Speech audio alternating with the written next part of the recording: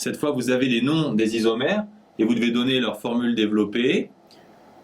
La première, c'est le butane 2-zone. C'est un butane, donc la chaîne principale a 4 carbones. Et sur le carbone 2, il y a puisque c'est un cétone, il y a un carbonyle, donc un double O. De même pour le butanal, puisque un butanal, c'est un aldéhyde, donc il porte un groupe carbonyle, mais cette fois en bout de chaîne. La molécule suivante a 2 groupes caractéristiques, un groupe hydroxyle OH et un groupe alcène sur le carbone 3, qui correspond à une double liaison. Donc on a sa formule développée. Et le dernier, c'est un 2-méthylpropanal, donc la chaîne principale a 3 carbones. Propanal, c'est un aldéhyde, donc en bout de chaîne, on aura une liaison double O.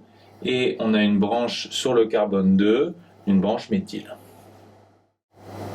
Si on vous demande de justifier que ce sont des isomères, il suffit de préciser leur formule brute en vérifiant bien qu'elle est la même. On peut s'apercevoir qu'ils ont 4 carbones, 1 oxygène et 8 hydrogènes.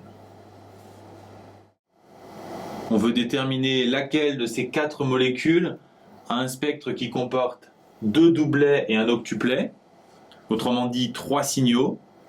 Pour commencer, on va regarder lesquelles de ces molécules ont 3 groupes équivalents.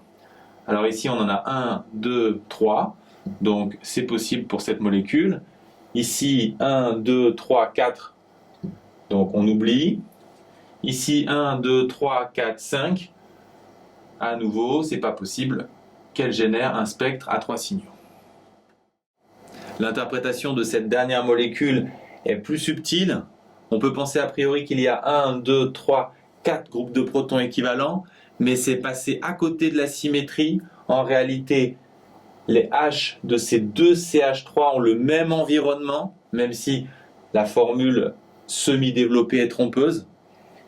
Donc en fait, ces 6 H sont équivalents, donc on a un groupe ici, 2 groupes, 3 groupes, qui vont générer 3 signaux dans le spectre.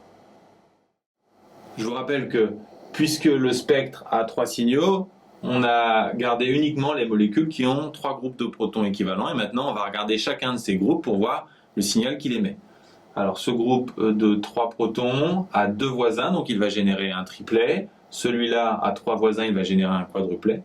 Et celui-ci, aucun voisin, donc générer un singulet. Donc, a priori, ce spectre n'est pas celui de cette molécule. On va vérifier que la dernière molécule a le bon spectre. Ce groupe de 6 protons équivalents, ils ont un voisin, donc ça va générer un doublet. Ce H au centre ici a 7 voisins, il va générer un octuplet. Et le dernier H là-bas a un seul voisin, il va générer un doublet. Donc on a trouvé la bonne molécule.